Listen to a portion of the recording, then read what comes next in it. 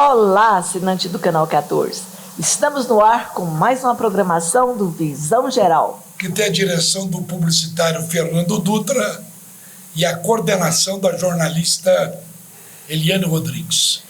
José Augusto, quem é a nossa convidada de hoje? Pois é, principalmente quando a gente fala de família, aquela pessoa que tem o know-how de tratar de problemas familiares, é um assunto polêmico, intrigante, que mexe com o sentimento das pessoas, né?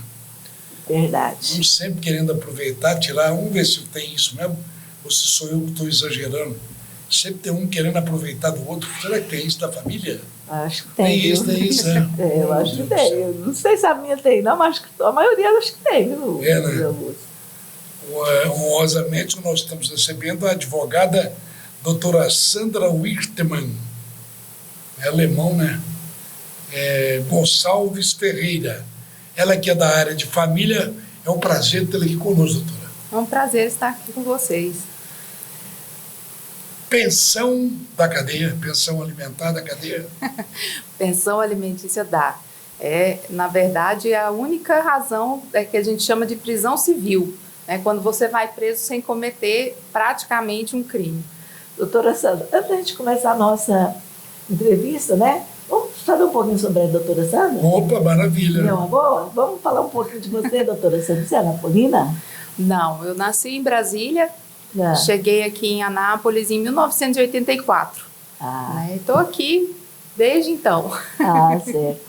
E formou aqui em Anápolis, como foi? Eu me formei na UFG, em Goiânia, né?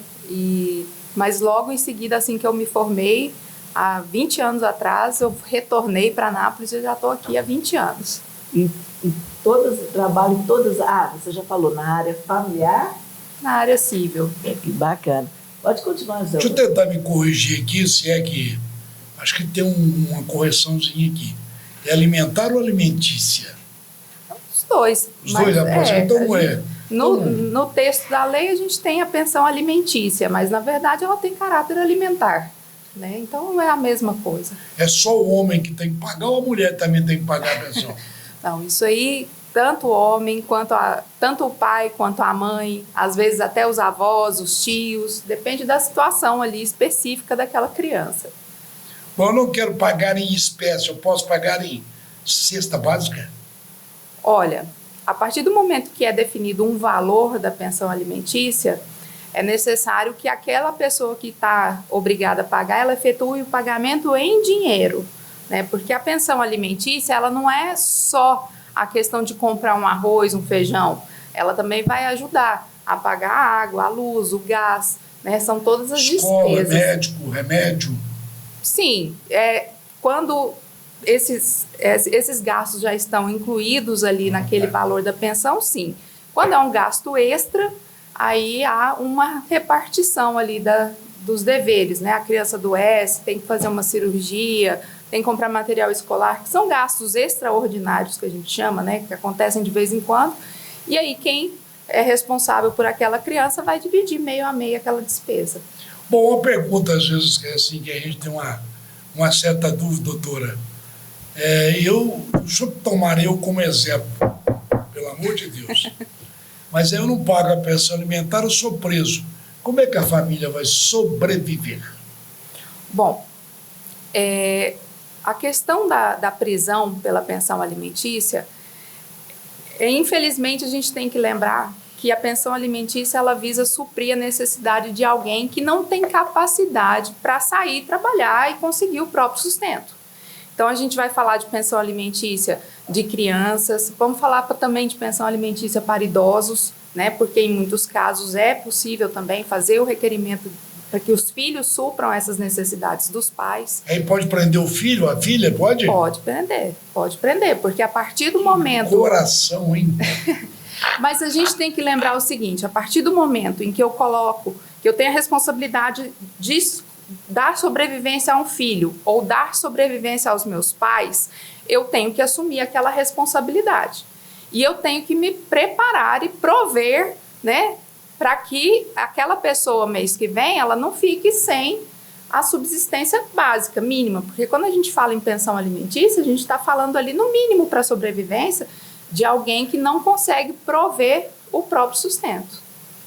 É verdade. Isso é polêmico, né, doutora? Muito polêmico, mas se a gente parar para pensar que a partir do momento que eu assumo a responsabilidade de cuidar de uma pessoa, seja ela meu filho que eu coloquei no mundo, seja eles meus pais, né, a quem eu devo essa responsabilidade, esse carinho, porque eles me cuidaram quando eu era incapaz, né? Então, a partir do momento que eu assumo essa responsabilidade, eu tenho que encarar com muita seriedade que a vida daquela pessoa, o sustento daquela pessoa depende de mim também. Então, a questão da prisão é uma questão extrema. Mas por que uma pessoa, então, deixa chegar a esse extremo? Porque se eu assumo a responsabilidade de que eu tenho um filho, eu tenho que prover o mínimo de sustento para ele, né, para que ele não passe fome, para que ele não tenha problema de saúde, para que ele tenha condições mínimas de higiene. Então, eu tenho que assumir essa responsabilidade. Não é simplesmente jogar para o outro que está ali com a guarda, por exemplo. Né? Porque muitas vezes, quando a gente fala em pensão alimentícia, a gente fala assim, o pai está pagando a pensão, mas a criança está com a mãe. O maior caso, né? O maior fato. A mãe ali, ela também está tendo um gasto. Ela tem um tempo menor para poder se dedicar ao trabalho, porque ela tem que passar mais tempo cuidando daquela criança. Né? A condição de trabalho de quem está com a criança, se você parar para pensar, é até menor de quem paga pensão alimentícia. Quem só paga e não tem a responsabilidade pela guarda da criança. Né? Então, a pensão alimentícia é algo que a gente tem que pensar que é o mínimo da subsistência que eu tenho que me responsabilizar pelo pagamento mensal. Agora, para chegar à prisão, é muito fácil evitar isso, né? É só pagar. É só pagar. E no caso, por exemplo, olha que pergunta extremamente, eu diria até esquisita, me permita o telespectador. O cidadão vai ser preso, tem direito de pagar fiança e não ser preso? Ele paga fiança, mas não paga pensão. Não. No caso da pensão alimentícia, não cabe o pagamento de fiança. Não tem? Não tem. No caso da pensão alimentícia, vamos supor ali que quando da prisão ele já está devendo 3 meses, 4 meses, né? A gente pode fazer, por exemplo, eu protocolo hoje um pedido de execução de alimentos com um pedido de prisão. Ele está devendo 1 mês. Vamos supor que esse processo demore 4 meses, até que ele seja citado, até que ele tenha o prazo para efetuar o pagamento, que o juiz dá ali, estou te chamando aqui, você tem 3 dias para pagar aqui o que você está devendo. Quando ele for preso, eu não estou mais cobrando só 1 mês, eu estou cobrando tudo que estava atrasado desde o dia que eu abri o processo. Então, se o processo demorou 5 meses para ele ser preso, para ser expedido o mandado de prisão, o juiz vai determinar que ou ele paga esses 5 meses, ou ele fica preso de 30 a 90 dias. Aí o juiz determina o prazo, até 90 dias ele pode ficar preso. Vamos supor que ele fica preso ali 90 dias e não paga esses 5 meses mais os 90 dias, que são 3 meses. Né? Ele sai e continua devendo. Ele não cumpriu a pena, vamos dizer assim. É preso, como é que vai pagar no trabalho? Ainda fica devendo. Ainda fica devendo, ele continua devendo. Não é porque ele foi preso que ele deixou de dever aquela pensão alimentícia. Vai ter que pagar. Não prescreve? No caso de pensão para menores de idade, enquanto o filho é menor de idade, não prescreve. Não prescreve. Tá vendo, moçada? Cuidado, moçada. É muita responsabilidade quando a gente resolve ter um filho. Cuidado. A gente tem que ter esse senso de responsabilidade, de que eu vou colocar um ser na rua, um ser no mundo, e que eu vou ter que prover o mínimo de alimento, de higiene, uma casa, né? E não adianta, eu brinco às vezes em audiências, quando a gente está resolvendo, eu não tenho condição. Eu falei assim, mas seu filho pode ir pro farol pedir dinheiro? Não. Complicada. O pai e a mãe até podem, mas a criança não pode. Então, quem que tem o dever de prover, né? Quem é que mais atua, a lei ou a birra dos casais? Olha, infelizmente, a gente vê que na maioria dos casos de família, essas fragilidades humanas interferem muito, Ou birras muito. humanas, hein, doutora? Birras humanas, birras humanas. Chantagens, tem também? Tem, e muitas vezes é aquela questão assim, um relacionamento que foi mal resolvido, mal terminado, e a criança ali vira um objeto. Presunto de sanduíche. Exatamente. Inclusive agora, doutora Sandra, teve a pandemia, a gente viu que a gente, pelas reportagens, aumentou o índice de separação, principalmente entre os casais, né, que já tinham um certo tempo juntos de união. E eu te pergunto, quando a mulher não aguenta mais e sai de casa, ela perde os direitos dela ou isso é mito? Não. Hoje em dia, a gente já teve essa questão da mulher não ter direito, a gente já teve há um tempo atrás, antes da Constituição, que a guarda, não era nem a guarda, a responsabilidade da família era do homem, né? Hoje não. Hoje não existe essa questão de perder direito, não vai ter direito, por exemplo, à separação de bens, à pensão alimentar, não existe. E quando ela sai de casa, deixa a casa dela porque, não, vamos supor, não está dando certo? Eles têm um bem, por exemplo, a casa, por exemplo, é um bem que eles compraram juntos. É direito dela ter esse bem, é claro, dividir. E o aluguel que ela ficou pagando, ou se ela não pagar aluguel, ele vai ter que restituir também o aluguel até vender a casa? Como que fica? Bom, aí nesse caso, a gente tem a questão da partilha daquele bem, né? E enquanto não se fizer o que a gente chama a extinção dessa partilha, quando definitivamente tiver separado e que cada um está ali com a sua quantia em dinheiro, quem ficar no imóvel pode ser que seja responsabilizado pelo pagamento do aluguel de parte daquele imóvel, né? Se ela estiver pagando um aluguel, claro. E se ela não estiver pagando um aluguel, mesmo assim ela tem direito? Da casa? Não, porque ela saiu e... Eu estou citando um caso aqui, familiar, já que nós estamos aqui pessoas idosas que discutem, igual você falou, birra, esse negócio dessa birra aí é difícil, né?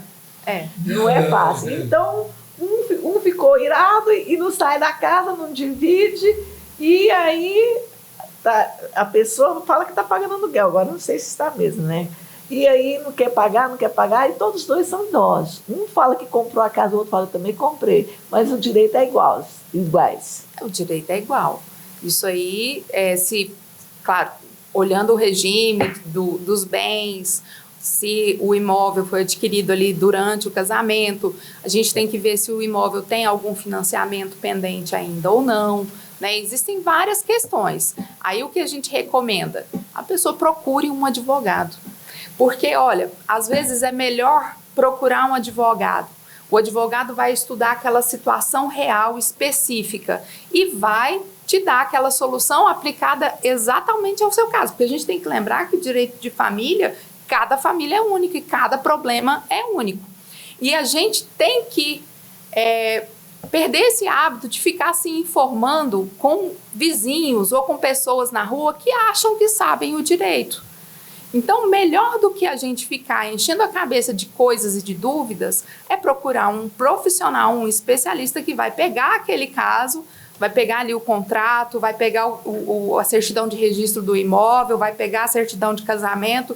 Olha, nesse caso aqui você tem direito a isso, a isso e a isso. Como que a gente vai resolver? Vamos resolver assim, assim, assim. Às vezes, quando a gente coloca um advogado, o advogado consegue eliminar até essas birras. Porque a partir do momento que um advogado chama os dois, vamos cá, crianças, vamos sentar e vamos conversar. Pacificador. É um pacificador, porque ele vai ponderar quais as vantagens de vocês fazerem um acordo. Depois vocês não precisam nem olhar um na cara do outro. Mas olha quão mais econômico e mais fácil para a vida de vocês se libertarem aí desse nó, né? Então, um profissional, o advogado, ele é uma pessoa muito importante que deve ser consultado nesses casos. A família está em conflito, tá aquela coisa, eu tenho direito, não tenho direito. Gente, ao invés de ficar discutindo se tem direito, não tem direito, chama um advogado. O advogado vai olhar e vai falar assim, gente, vamos parar, vamos conversar, vamos procurar a melhor saída aqui. E quando chega o processo finalmente, se não tiver acordo, aí a casa vai para leilão, é isso? Ou vende, como fica? Não. Aí, nesse caso, claro, a gente vai se tiver que fazer uma partilha, né, do bem, dependendo da situação específica, o juiz vai dar ali uma determinação, mas não especificamente a casa vai a leilão. E raramente isso chega a acontecer assim ao extremo. As pessoas elas cansam também de brigar. Mas tem muita gente aí que eu conheço que não cansou, não. É a birra. Tá birra. Essa birra, eu vou falar uma coisa. Doutora, como é que é feito o cálculo do percentual que deve destinar-se, consertando, desculpa, para o montante mensal daquela pensão, financeiramente? Olha, na nossa legislação, nós não temos um valor específico, um percentual específico. Dentro da condição daquela família, daqueles pais, o que se vai fazer é uma observação da possibilidade financeira que aqueles pais têm de pagar e da necessidade da criança, né? Então, naquele contexto social em que aquela família convive, né? Quanto que o pai ou a mãe podem contribuir e qual a necessidade daquela criança, né? Porque aí a gente vai olhar exatamente onde que aquela criança está inserida. Ela frequenta escola particular, sempre frequentou escola particular, sempre frequentou escola pública, tem plano de saúde. Então, tudo vai depender ali daquele contexto da família. Eu até entendo, sabe, minha coordenadora, que em determinados casos eu acho que é melhor juntar as trouxas e voltar para dentro de casa, né? Porque vão comer o pão com o diabo amassou juntos. Mas tem gente que não pensa assim, viu? Igual eu tô te falando. Doutora, você... a gente tem que lembrar que existem situações e situações, porque muitas vezes aquelas duas pessoas juntas estão em sofrimento. E qual a necessidade de um casal permanecer junto se eles não querem permanecer naquela relação só em função do filho? É o filho que vai mais sofrer naquele relacionamento ali, no final das contas, porque os pais não se entendem, os pais não se gostam, eles não estão felizes. E às vezes, quando o casal se separa e cada um vai buscar ali o que ele quer realmente, né, da vida, a criança cresce muito mais feliz com os pais felizes. Né? É porque uma criancinha convivendo dioturnamente, alguns conflitos é complicado. A criança vai ficar traumatizada, não vai, doutor? E não é nem questão de traumatizada. Você veja, vamos pegar um contexto até mais pesado. Numa casa em que há violência, né, física, psicológica, a criança ela nasce, ela cresce ali naquele ambiente e, por incrível que pareça, ela não conhece outra realidade. Então, aquilo ali não é que ela fique traumatizada, mas aquilo passa a ser a realidade dela, de que as famílias elas devem ser violentas, de que os pais devem bater nas mães, de que as mães devem ser submissas, né? E claro, se existe abuso contra a mãe, existe pelo menos um abuso psicológico contra os filhos também, no mínimo. Então, a criança não é que ela fica traumatizada, mas ela cresce acreditando que aquela é a realidade da vida. É interessante, a senhora me faz lembrar, eu estou buscando aqui no Tico e Teco, mas não dei conta, não. Eu estava lendo uma entrevista de um sociólogo, e aí havia conflito dentro da casa. Aí o sociólogo perguntou para a criança, onde você aprende isso? Ela falou assim, em casa. Exatamente. Porque se a gente parar para pensar, como que a gente desenvolve como ser humano? Pelos exemplos que você vê na sua casa, as palavras que você aprende a falar, como você aprende a andar, o carinho que você recebe, né? São os nossos primeiros contatos com outro ser humano, é o contato que a gente tem com os nossos pais, é a criação que a gente tem dentro da nossa casa. É uma somatória de fatos, tanto positivo quanto negativo, aí precisa passar na peneira, né? Exatamente. Mas aí é muito importante, por exemplo, o papel da escola. Porque a escola vai ser aquele primeiro momento em que a criança ela vai ter contato com outras famílias, com outras pessoas, e ela vai poder saber o que é certo e o que é errado ali naquele convívio, naquele dentro da casa.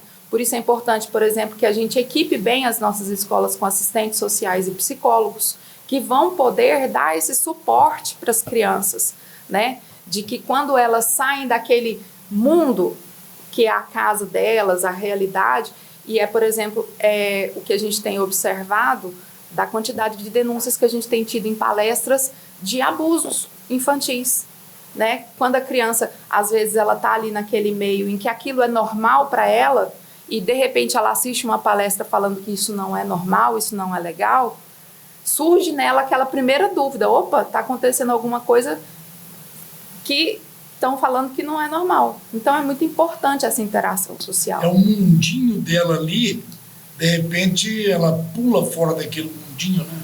E começa a descobrir. A senhora entenderia que além da educação, a religião também seria importante? A religião é importante também. Eu acredito que sim. São essas interações sociais, né, com a igreja, com a escola, com os colegas de bairro. Essa interação social, ela é muito rica, muito importante. Você viu ali, o Darlan já passou, ó. Eu vou te falar. Você viu lá? Quando o assunto fica interessante, eu costumo dizer que é o seguinte: se é aquele jogo de futebol que é pelada, demora a passar. Agora, quando o jogo é bom, acaba logo. Desse jeito. Já viu? Doutora Sandra, vamos, já que o Darlan já deu ali a intimação, né? Ele mostra o celular assim, 25 minutos, sabe? 30. Muitas vezes a gente... vamos passar aí também o seu contato, como que a gente faz para alguém queira, né? Viu a nossa entrevista aqui, está precisando, né? Aí fica à vontade para você. Onde que é o escritório da senhora? Fica à vontade para fazer as suas considerações finais. Tá. O nosso escritório fica ali na Travessa Júlio Guerra, número 25, bem ao lado do nosso museu municipal, né? O nosso telefone é 62 98409 7523. Estrategicamente pertinho do fórum, já desce. Entre a delegacia e o fórum, a gente sobe ou desce ali. É verdade, Ela mesmo falou, a pessoa fica naquela. É a favor, é contra, é direito, não é direito. Procura, está precisando de um advogado familiar, né, ô José Augusto? A gente tem que resolver, igual a minha família, sério, igual vocês falaram, usaram certinho aí, como que chama? Mas birra. É birra. É birra. Doutora Sandra. Sandra. De birra, eu vou te falar, não me livro. Realmente é difícil. Doutora Sandra, em nome do nosso diretor-geral, Fernando Duro, quero agradecer imensamente sua presença aqui no Canal 14 e a você também, assinante do 14. Até a próxima.